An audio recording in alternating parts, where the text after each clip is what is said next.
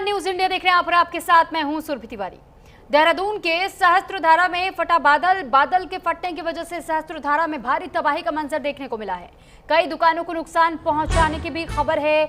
बताया जा रहा है कि कई लोगों को नुकसान उठाना पड़ रहा है। सहस्त्रधारा में उफान पर इस वक्त तमसा नदी है। हालात पर लगातार बनी हुई है सीएम धामी की नजर। तो इस वक्त ये बड़ी खबर बता रहे हैं आपको कि किस तरीके से सहस्त्रधारा में जिस तरीके से सैलाब लगातार देखने को मिल रहा है, ऐसे में इस पर मुख्यमंत्री की नजर बनी हुई है।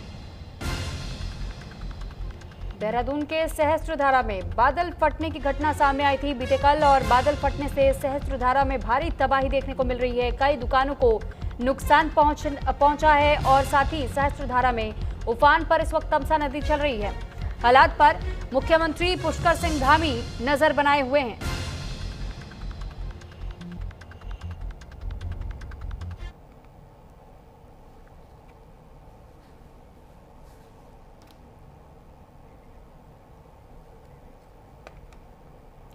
तो उत्तराखंड में बादल फटने से तबाही का मंजर चारों तरफ नजर आ रहा है। देहरादून के मालदेवता में उफान पर सौंग नदी बताई जा रही है। सौंग के सैलाब से कई मीटर तक सड़क बह चुकी है।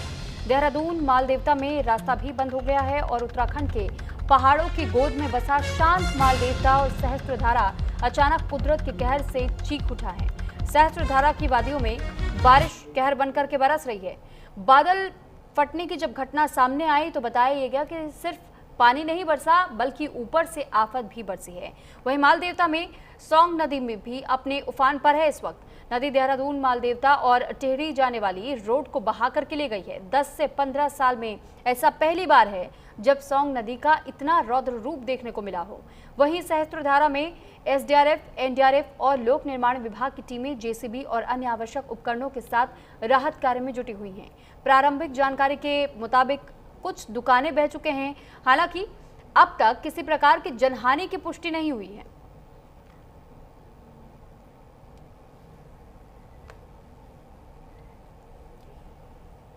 वहीं उत्तराखंड में बारिश से हाहाकार है। सबसे बुरे हालात इस वक्त देहरादून में ही बने हुए हैं। देहरादून के विकास नगर में 10 मजदूरों की नदी में बह जाने की खबर मिली। सभी मजदूर टॉस नदी में खनन में लगे हुए थे।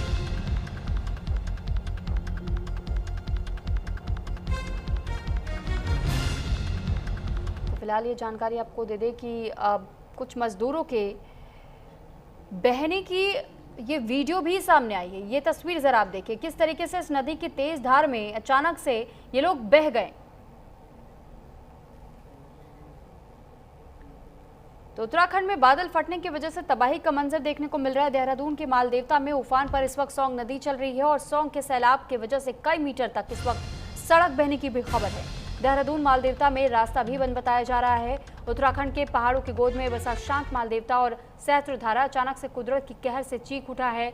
साथ ही ये जो तस्वीरें इस वक्त आप देख रहे हैं, ये तस्वीरें वाकई हैरान करने वाली है, क्योंकि बताया जा रहा है लोगों की ओर से, स्थानीय लोगों ने इस बात की जानकारी दी है कि लगभग बीते 10 से 15 वर्षों में उन्होंने इस तरीके का मंजर अपनी आंखों के सामने कभी नहीं देखा। ये पहली बार उन्होंने इस तरीके की तस्वीर देखी है जब शांत बहने वाली, चाहे सहस्त्रधारा हो या फिर सौंग नदी हो, दोनों ही शांत तौर पर बहती थी। लेकिन इस बार बादल फटने के बाद से इन दोनों नदियों का रौद्र रूप देखने को मिल रहा है और लोगों में इसी वजह से डर का माहौल भी है, क्योंकि जिस तरीके से सड़कें कट चुके हैं, कई दुकानें बहने की खबर है। न जाने लोगों को और कितना ज्यादा इस आफत की बारिश का सामना करना पड़ेगा।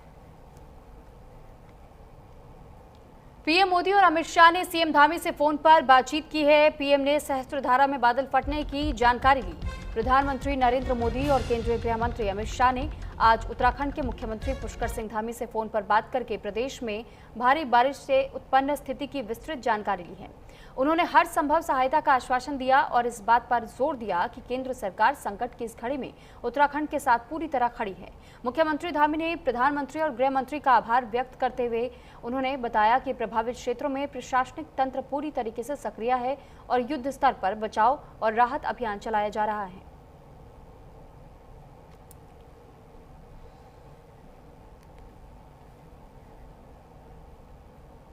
वहीं देहरादून के टपकेश्वर में भारी बारिश का कहर देखने को मिला। टपकेश्वर मंदिर तक बाढ़ का पानी पहुंच गया। टपकेश्वर में हनुमान मूर्ति तक सैलाब का सितम देखने को मिला है। दरअसल जो हनुमान मूर्ति की ऊंचाई यहाँ दिखाई देती थी, वो भी आधे इसी सैलाब में समाये हुए नजर आए हैं। ये उफनती नदी की तस्वीर हम आपको दिखा रहे हैं कि किस तरीके से इस वक्त नदियां अपने उफान पर है। बताया ये जा रहा है कि देहरादून में जैसे ही बादल फटने की घटना सामने आई, जो छोटे बड़े नाले थे, यहाँ तक कि नदियां हैं, चाहे नदी हो या नाले हो, दोनों ही इस वक्त उफान पर बताए जा रहे हैं। जगह जगह पर तबाही की तस्वीरें देखने को मिल रही है। हालांकि अब तक किसी की जनहानि होने की कोई खबर सामने नहीं आई है, ये राहत की बात है। और अगली खबर ऋषिकेश से जुड़ी हुई है। ऋषिकेश में उफान पर है चंद्रभागा नदी। चंद्रभागा नदी का पानी हाईवे तक पहुंच चुका है। सैलाब से हाईवे पर कई वाहन फंसे हुए नजर आए। एसडीआरएफ ने नदी में फंसे 3 लोगों को बचाया। ऋषिकेश में चंद्रभागा नदी आज सुबह से ही उफान पर नजर आ रही है। ये तस्वीर जरा देखिए कि किस तरीके से यहाँ पर एसडीआरएफ की टीमों को राहत बचाव करने के लिए नदी में उतरना पड़ा, क्योंकि कुछ लोगों के नदी में फंसे होने की खबर मिली, जिसके बाद से यहाँ एसडीआरएफ की टीमें मौके पर पहुंची और इन सभी लोगों को सुरक्षित बाहर निकाला गया। जिससे पानी हाईवे तक पहुंचने की जब जानकारी मिली तो एसडीआरएफ टीम ने नदी में फंसे 3 लोगों को बचा लिया। कई वाहन अभी भी पानी में फंसे हुए हैं, ऐसी जानकारी है।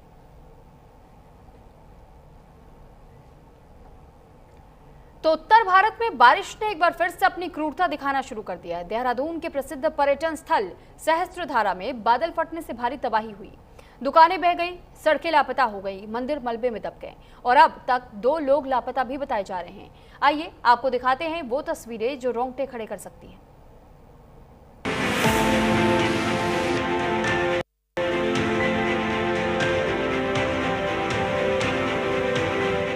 उत्तर भारत में बारिश ने एक बार फिर अपनी क्रूरता दिखाई।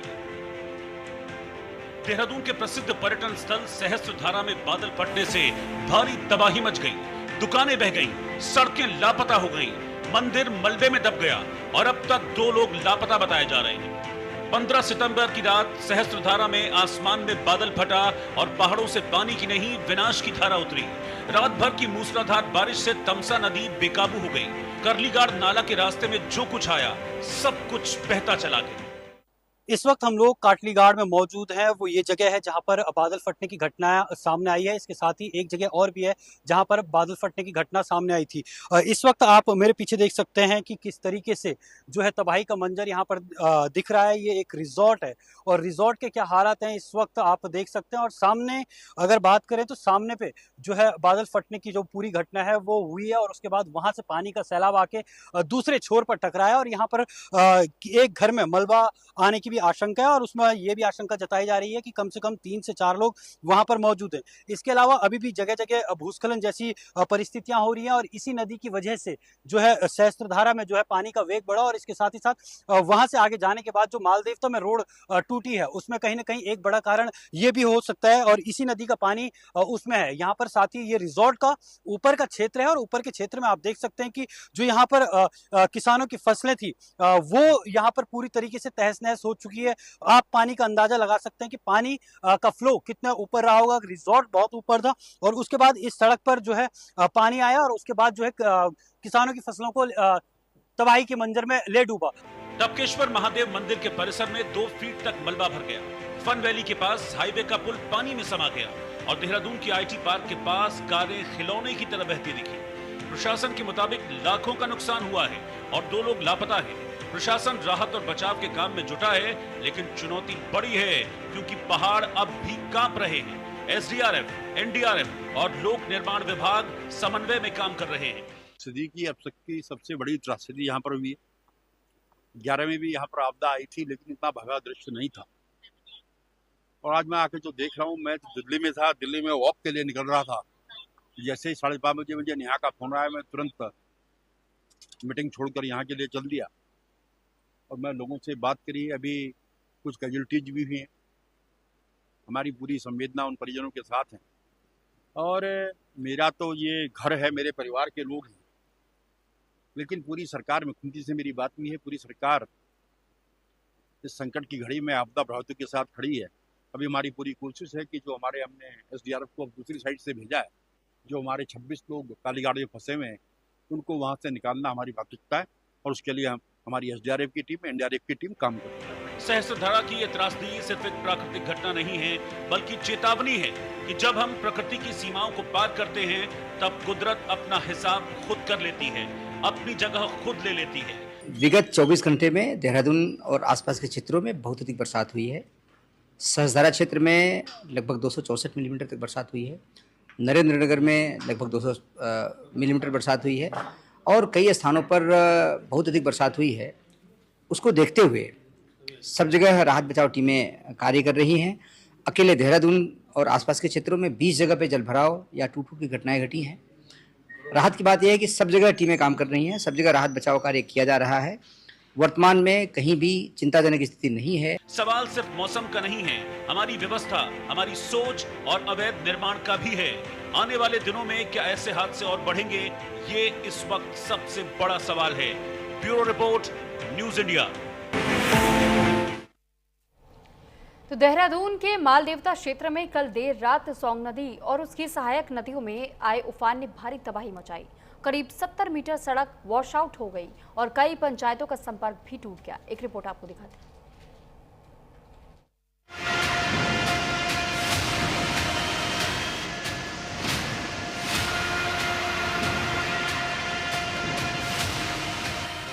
उत्तराखंड की राजधानी देहरादून में फिर कुदरत का कहर टूटा है।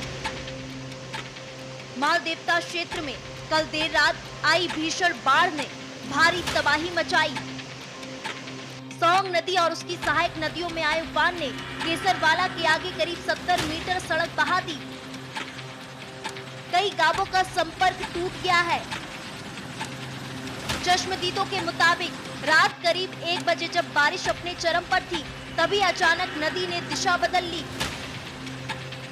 और सड़क को निगल लिया। प्रशासन राहत और बचाव कार्य में जुटा है, लेकिन भारी बारिश के चलते दिक्कतें बढ़ती जा रही हैं। कई पंचायतें मुख्य धारा से कट चुकी हैं। लोगों में डर और चिंता का माहौल है। जब रात को सब सो रहे थे, तब माल देवता जाग रहा था। कुदरत का कहर अपने पूरे उफान पर था। सौंग नदी और उसकी सहायक धाराएं बंदल, मालन और बल्टी गाड़ अचानक रौद्र रूप में आ गई। सड़कें बह गई, रास्ते टूट गए और कई गांवों का संपर्क पूरी तरह से कट गया। स्थानीय निवासी आदित्य चौहान ने बताया, तेज बारिश के बीच एक पल में सब कुछ बह गया। सड़क नहीं रही, घरों के टूटने और जान माल के नुकसान की खबरें आ रही हैं। मालदेवता की ये त्रासदी सिर्फ एक खबर नहीं, ये उन गांवों की चीख है जो आज भी मदद की बाट जो रहे हैं।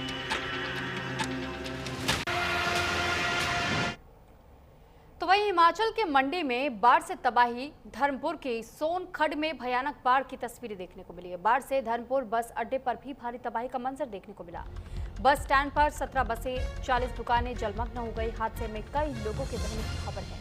हिमाचल प्रदेश के मंडी जिले में बीती शाम से ही भारी बारिश हो रही है और इसकी वजह से एक तरफ कुल्लू से आ रही ब्यास नदी उफान पर थी, तो दूसरी तरफ बारिश की वजह से स्थानीय नदी और नालों में भी उफान आ गया है। देर रात सड़कों पर इतना पानी भर गया जिससे कि धर्मपुर बस अड्डा पूरी तरह पानी में डूब गया। इस दौरान कई बसें भी डूब गई। इस दौरान कई बसें जिनके डूबने की खबर मिली और इसी जानकारी के मुताबिक पानी के तेज बहाव में कई वाहन भी बहते हुए देखे गए। ये लोगों की ओर से भी इस बात की जानकारी साझा की गई थी। दर्जनों दुकान जलमग्न तक हो गए। लोगों को सुरक्षित स्थानों तक फिलहाल पहुंचाया जा चुका है।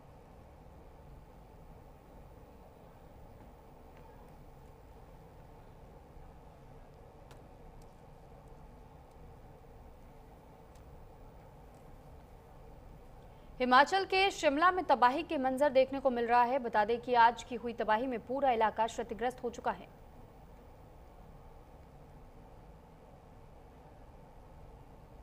तो ये 2 तस्वीरें इस वक्त हम आपको दिखा रहे हैं। ये तस्वीरें ये स्पष्ट करती हैं कि किस तरीके से इस वक्त लोग भी इन परेशानियों का सामना कर रहे हैं, क्योंकि न केवल बादल फटने की घटनाएं सामने आ रही है, लेकिन जगह जगह पर कहीं भूस्खलन, कहीं बाढ़ के पानी की वजह से या मलबा बहने की वजह से लोग बेहद परेशान नजर आ रहे हैं। वहीं दूसरी तरफ पंजाब की बात करें तो पंजाब के पठानकोट में बाढ़ ने हर ओर तबाही मचाई है।